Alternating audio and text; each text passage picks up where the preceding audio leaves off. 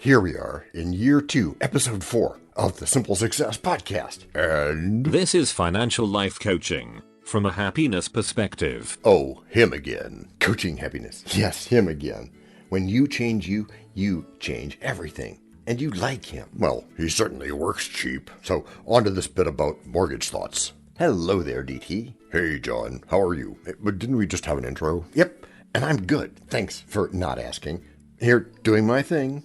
Which is? You mean you've forgotten what we do every week? Oh, I know. The weekly pod. Yeah, that's right, DT. What are we talking about today? Well, it's all about mortgage products and the mortgage process and how to get one. Ah, yes. Mortgage advice, the topic du jour. Yes, indeed. And so if you're looking for a new home or even an old home, then this episode will help you find out everything you need to know about the strong relationships needed in getting a mortgage. What's a mortgage deal? Good question, DT. A mortgage is an agreement between you and one or more mortgage lenders to borrow money.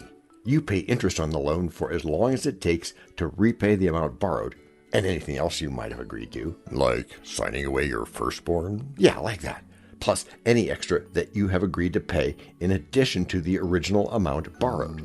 The total cost of your home will be the sum of all these payments. Except we're kidding about the firstborn part, or so we want them to think. Oh, I'm all ears. Tell me more. After you tell me your cost of advice, of course. Free to everybody hearing this, DT. The lender's aim is to recover their costs from you by charging more than the rate of interest they would get if they lent the money to someone else. If you can afford to make the repayments, then you're not charged anything extra. That sounds great. Let's dive into it. Okay. Here's the first thing that you want to look for when deciding whether or not to buy a house. What's that? A down payment. A down payment? Why is that important? Because without a down payment, most people think that you can't get a mortgage. No kidding. It's true. There's lots of ways to get around that seeming obstacle. Okay. Well, how much should I put down on a house? The answer is in your credit records. As long as you can afford it, you should be fine. Well, it's not like I need a credit counselor. Yes, I was going to ask that next. So, are there different mortgages? Yes, DT. There are different types of loan mortgages. You should know them all before you start shopping around. The first one is a fixed-rate mortgage. That makes sense. But what exactly is a fixed-rate mortgage? A fixed-rate mortgage is where the interest rate stays the same throughout the life of the loan. This means that you don't have to worry about changing rates because they won't change until the end of the term. As long as you make your payments on time. Yes, that's pretty important. It's a better use of the lender's time. That it is. Sounds good. Can you give me some example loans? Here's one example. Say you wanted to take out a loan for $100,000 with a 5% interest rate. At the beginning of the loan, you'd pay back a certain amount of principal. After 5 years, you'd still be paying off the full $100,000, but with more of it going to principal. Wow, that's pretty cool. Right. Another option is a variable rate mortgage. With a variable rate mortgage, the interest rate changes over time. The third type is called an adjustable rate mortgage, often abbreviated ARM, A-R-M. An ARM has two features. First, its interest rate starts low and gradually increases over time. Second, it is tied to a specific index, such as the London Interbank Rate, often called LIBOR, or the prime lending rate. As the index rises, so do the interest rate and monthly repayments. And finally, there's the hybrid loan. These loans combine features of both ARMs and fixed-rate mortgages. I see. And there are many other different types of mortgages available, including joint mortgages, where two people share the responsibility for repaying the loan together. Okay, so now we're talking... About what? About pausing and reflecting. Taking lots of time? Yes, that, and rather than think of it as a busy time, I advocate taking another linguistic approach and calling it... Break number 1. Hello, everyone. This is John with the Simple Success Podcast, financial life coaching from a happiness perspective. Because we know you want to show us some serious love in return for the tremendous benefits you get from us. Please head over to the support link in our written show notes. That's the words on your podcast player. There, you can choose from a $9.99 per month doing level of support, a $4.99 knowing level, or a basic intro level of just 99 cents per month. Great place to start. Whichever you choose, thank you so much for helping us do this for you. And to leave us a voice message, which just might see the light of day in a future podcast, go to those same written show notes. You'll go to a site where you can leave a video, audio, or text-only message, depending on how you feel at the moment. You can also send us an audio file attached to an email if you use just more than your phone for stuff. I won't repeat those links because weird. And anyway, show notes. It's all in there, and it's all easy. I feel really good knowing there's nothing more to talk about regarding mortgages. Great. Now, let's talk about your credit score. My credit score? Yes. Do you know what your credit score is? No. Well, you'll learn shortly, and hopefully there's no additional issues. Yeah, hopefully. Credit score? Right. Your credit score measures your ability to borrow money based on your financial history. Do you have any credit problems? If you have bad debts or overdue bills, you may struggle to obtain a mortgage. NP. I just put a limit on credit cards. Might not be enough. I've got a whole thing on that. Thinking. Wait a minute. Do you mean I could be disqualified from getting a loan? Not necessarily. When applying for a mortgage, lenders check your credit report before deciding whether they will lend you the money. Credit reports contain information about your previous borrowing and repayment habits with different lines of credit. It's important to note that not all companies provide access to your credit file, so you should ask your lender if they do. There are many other factors that determine whether you qualify for a home loan. Like what? Well, let's start by looking at your income.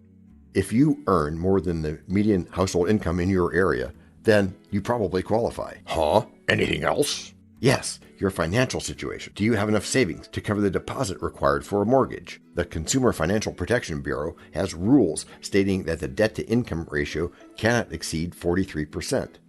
But just because the bank feels that you can afford a particular mortgage payment doesn't mean that you actually can. Really? Yes, really. Well, I don't think I'm making that much right now. Don't worry. You may not be able to buy a house yet, but you can still save for a down payment. Yeah. Next, look at your debt ratio. If you have less than 30% of your total debts in revolving accounts, like credit cards, auto loans, and personal loans, then you should be fine. So, how much debt am I allowed? Well, that depends on how big your imagination is. Oh, gotcha. Consider whether you need to borrow large amounts of money. Lenders usually require a larger deposit if the borrower plans to borrow more than 80% of the value of the property. Most loan programs, including an FHA mortgage, require a minimum down payment of 3.5% of the purchase price. What is FHA? Federal Housing Administration. It is a federal agency that insures homebuyers. You can apply online and receive approval within minutes. Can I also apply for an FHA mortgage? Not so fast, TT. There's more to learn first. Oh, don't make this hard. Good advice. Just remember that wisdom is not an endless parade of sunshine and kittens. Right. Got it. How much can I qualify for? The maximum amount of money you can borrow depends on your personal circumstances.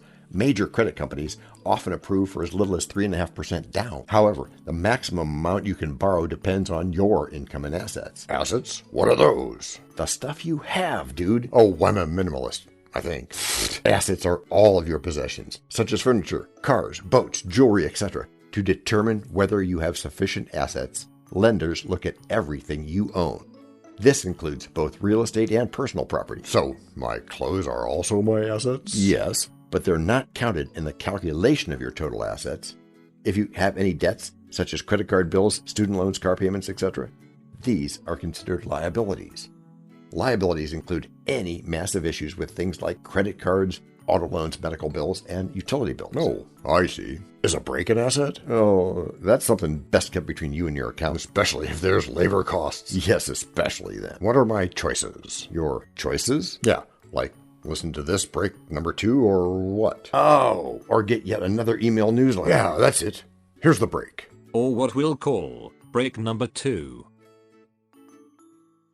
We know a lot about you already because we know ourselves. For example, we know that you know how to listen to our podcast. We also know that you probably know how to subscribe. So as soon as you're done with that, tell us your story. We have ways you can contact us. It involves a special link where you can leave us a message. We may have an email address for you as well in the future, and we'll let you know if that happens. The reason for subscribing? I thought you'd never ask. When you subscribe, you automatically download all future episodes of that podcast. It just happens in your player without you having to go search again. How cool is that?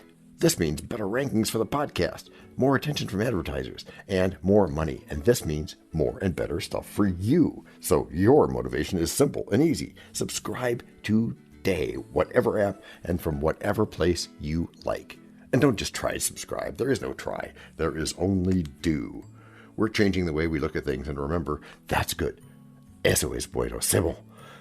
Also remember, this is financial life coaching from a happiness perspective. Coaching happiness. Our call to action is right in the show notes. Find it, and you win too. So, what does it cost to get a bespoke mortgage? You don't need anything custom, but there are 3 main costs associated with buying a home. First, you'll need to put down a down payment. Second, you'll need to pay closing costs. Third, you'll need to make monthly mortgage payments. The size of your down payment depends on your ability to repay the loan. Generally speaking, the smaller the down payment, the higher your interest rate. Is that all? No, there are other options out there. One of them is USDA Rural Development. They offer low interest rates and no prepayment penalties. Another option is conventional financing. Conventional financing requires higher monthly payments, but offers lower interest rates. Which one is better? Well, that's really up to you. Both options have pros and cons. To find out which option is best suited for you, contact your local housing authority. Besides mortgage rates, you should find out what kind of mortgage insurance you might need. Insurance? Didn't we talk about that in episode 38 toward the end of last year? Good memory, DT. We did talk about insurance broadly. Okay, so what else do I need to know? There are many things to consider before buying a house. Here are some tips to help you make the best decision possible. 1. Have a clear idea of how much you can spend. 2. Know exactly what you're looking for. 3. Make sure you understand the terms of any pre-existing mortgages. 4. Be aware of the closing costs associated with each type of mortgage. And 5. Consider whether you would like to finance your new home yourself or go through a lender. Is it safe to finance my home purchase through a private lender? Yes, as long as you meet certain requirements. For example, lenders will not lend to borrowers who are self-employed. Also, they won't give loans to people who don't have steady employment. Are there any downsides to doing business with a private lender? Private lenders tend to charge higher interest rates. In addition, they may ask for additional documentation such as tax returns and W-2s. So, who exactly are private lenders? Well, private lenders include banks, credit unions, building societies, and non-bank mortgage companies. Although these lenders are regulated by state law, they are not subject to the same regulations as government-backed lenders such as Fannie Mae and Freddie Mac. What else should you consider? You should also think about where you want to live. If you plan to move frequently, then an adjustable rate mortgage might work well for you. These types of loans allow you to change your interest rate at regular intervals. If you prefer stability, then a fixed-rate mortgage might be more suitable. With a fixed-rate mortgage, your interest rate remains constant through the life of the loan. Really? Absolutely. Another thing is, will you be moving soon? If so, you'll probably find cheaper mortgages available if you're willing to wait until after you've moved. Cheap? Did someone say cheaper? Yes.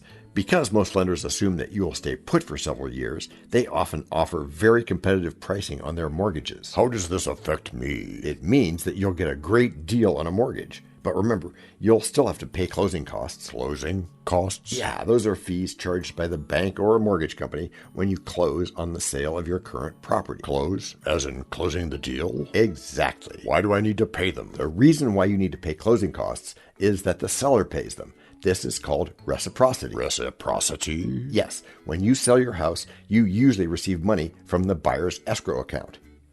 That money goes toward paying off your existing debt and other expenses related to selling your house. Yeah, there's more than one story there as usual. Sorry. Anyway, closing costs can vary greatly depending on how much equity you have in your home. Equity refers to the difference between what you owe on your mortgage and the value of your home. The lower the amount of equity, the greater the cost of buying a new home. On average, you can expect to pay anywhere from 1 to 3% of the sales price for closing costs. Wow, that sounds pretty high. Not really. Remember, it's all based on the amount of equity you have in your current home. Huh? Don't worry, we'll talk more about this later. Another question is, can you afford the repayments? Make sure you understand exactly how much you will be paying each month and whether this figure fits comfortably into your budget. If you're unsure about any aspect of your finances, contact your accountant or tax advisor. I used to think that was too much information, but now I know I can handle it. I know, but we don't want you to miss out on anything important. Let me add one more important point. Okay, there are mortgage brokers who can help you figure out the best way to finance your purchase. They may also be able to buy your old home at a discount. Discount? What kind of a discount? Most brokers charge a fee for helping you with your mortgage application. In return, they earn a commission from the lender. So, if I use a broker, I'll save some money? You could, but keep in mind that there are no guarantees. A good broker should be able to find you a loan that suits your needs. Sounds like a lot of work. But it isn't if you do it a lot. Oh, yes, and practice, and repeat, and practice, and repeat, and then you'll get good. Yeah, anything else? Gracias por escuchar. Who was that? That's Daniel. He's still checking us out. Oh, okay. Poking Daniel. Soon, DT. For now, a la prochaine. Are you still here? Cool. This podcast and our other podcast are productions of Little Red Hen Industries. The supporting cast who helps me bake the bread includes Techno King John Brandy, Fact Checker Abraham Lincoln, French Consultant Virginia Mitchell, Media Expert Favor Bossy EK, Psychologist Sigmund Freud, Rabbit Hole Advisor Dr. Marg Parrott, Sound Designer Guglielmo Marconi, Spanish Consultant Cameron J.K. Brandy, Videographer Alfred Hitchcock, Audio Props Les Paul, Inspiration Napoleon Hill and Earl Nightingale. We also have a website, and you can subscribe to both podcasts. You can even send us a video, audio, or text message. But, of course, you'll have to head to the show notes, either on your phone or on the web, to actually get links and stuff. I mean, I could read the URLs where you can subscribe, support, or leave one of those video or audio messages, but you really don't want me to do that. And those explicit and clickable links are in the show notes. Finally, you can find us on Podmatch, where we consider guests as well as consider guesting on other people's pods. And really finally, the music for our pods comes from Cute by Ben Sound, and from Piano Background by Nick Simon Adams, both on freesound.org. Paul.